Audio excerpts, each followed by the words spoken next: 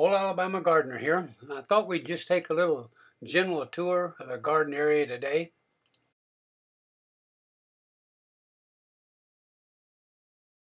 Got 5 bell pepper plants, and it's making more pepper than we can eat.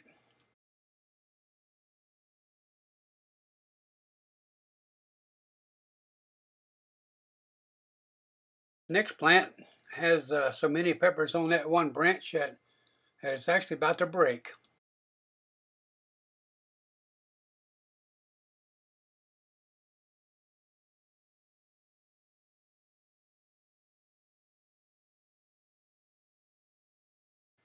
I've got yellow squash growing in 2 ways, and this first area here is showing it growing in grow bags, and actually it's grown out of the grow bag and it's put its roots down into the ground now.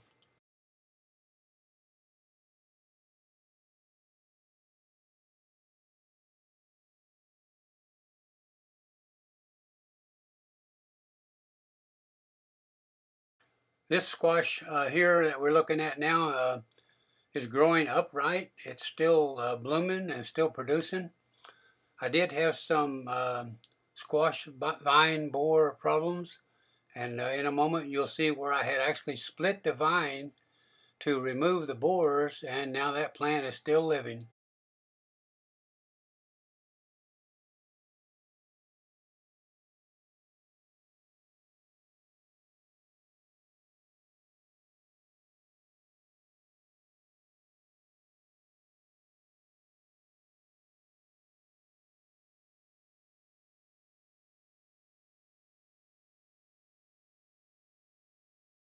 Rattlesnake pole beans, or in other words, green beans. Now, we haven't been picking these much, and some of them have get quite large, but that's okay because I'll let them go ahead and fully mature, and then we'll dry them out, and that'll be our seed for next year.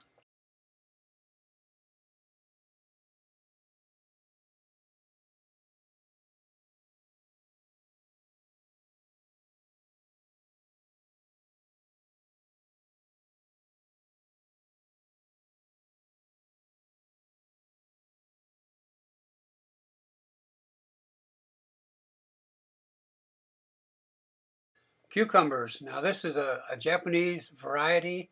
It's pretty much seedless. It's a burpless kind, and as you can see, it's still growing prolifically. And they get about 1.5 feet, 2 foot long, but they still remain tender.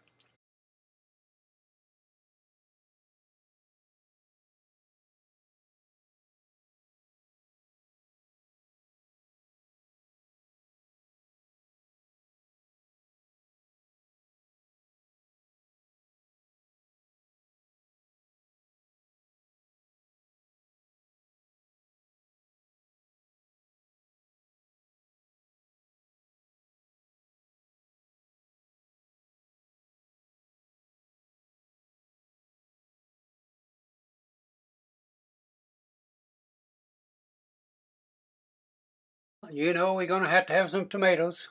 So this is our tomato patch. There was 47 plants in here, and I have had some problems with the yellowing of the vines, and it actually just goes on up and dies. But it's making as many tomatoes as I want to can, so that's all I'm looking for.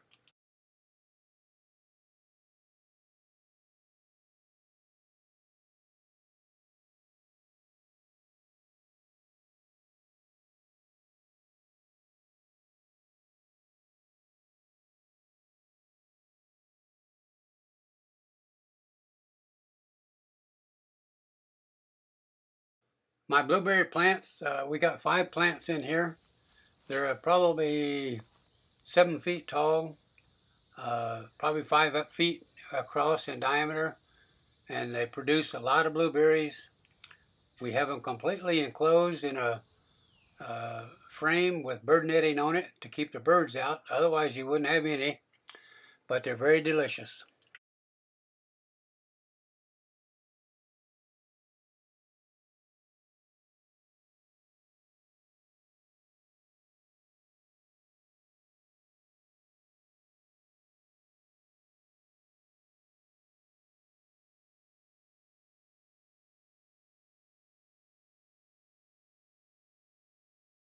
I haven't did an update on the sweet potatoes growing in this bin because there's really nothing to show except the vines, and we won't know until autumn, probably late September, when I actually go in and dig those out, whether or not we've had much success or not.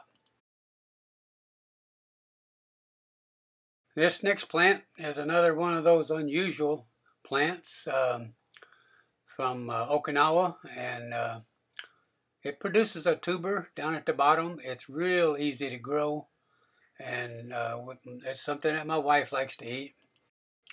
This next clip is of the SATO harvest that we did for autumn of 2014.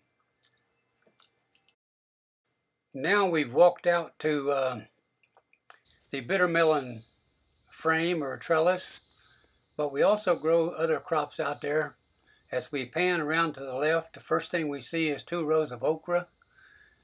Continue panning around to the left, we'll see over there some tomatoes, some butter peas, and then quite a ways further out we'll see a muscadine frame.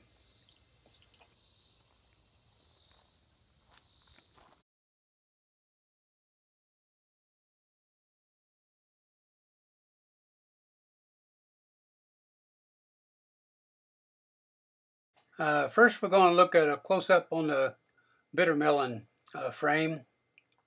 We've got one that's gotten yellow, and we want to take it out and take it up to the house, and we'll be saving a seed on it.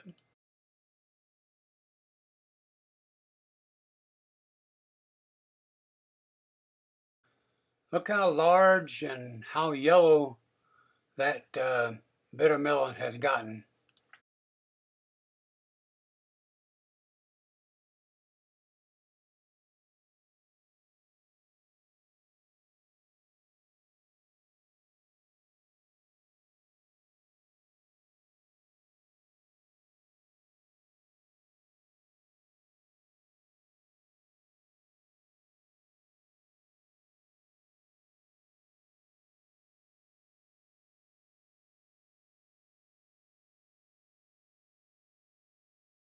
Now we'll take a little closer look at the 2 rows of okra. They're coming along, they're producing more okra than we can eat, but I haven't quite got to the point where they're producing enough okra for me to can.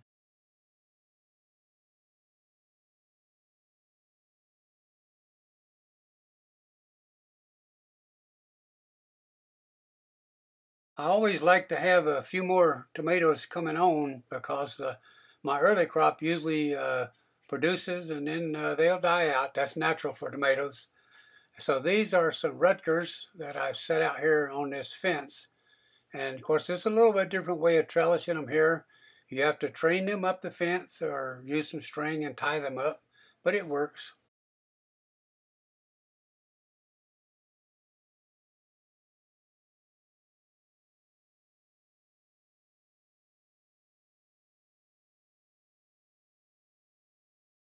Butter peas are, they're in the family of the butter beans, but the peas inside the pod, they get a little fatter than butter beans do, which of course is going to make them a whole lot easier to shell. And you'll see as we get a little bit closer here that these are coming along fine.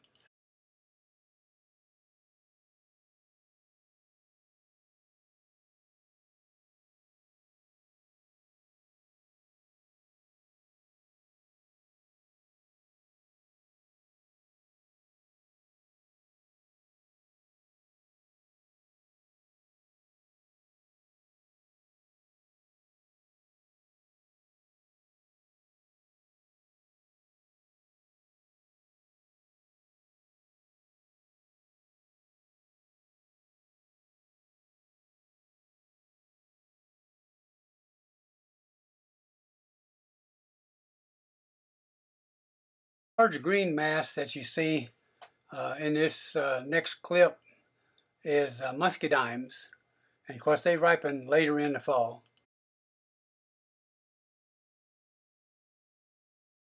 Now let's take a look at collecting the seed from that large bitter melon that we brought up from the frame earlier.